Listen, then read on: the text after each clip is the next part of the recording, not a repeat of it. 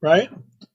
So yeah, right. So there's a couple of different memories around that too.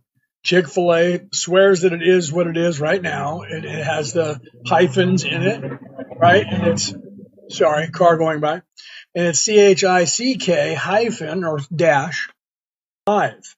This planet has been here for millions of years and it's not conscious, but it is alive.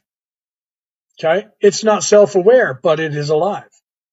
Okay. And they evolve. Thank you, baby. My wife just popped in and she gave me a bunch of things there, some roses. You guys are not holding up your end of the bargain. Okay. So let me explain who I am. Okay. My name is Kelto. Leonard O'Neill is the body that I am in. The immortal spirit that is in this body, his name is Kelto, and I have come here from the 11th dimension. It's actually a density there because it's a light energy.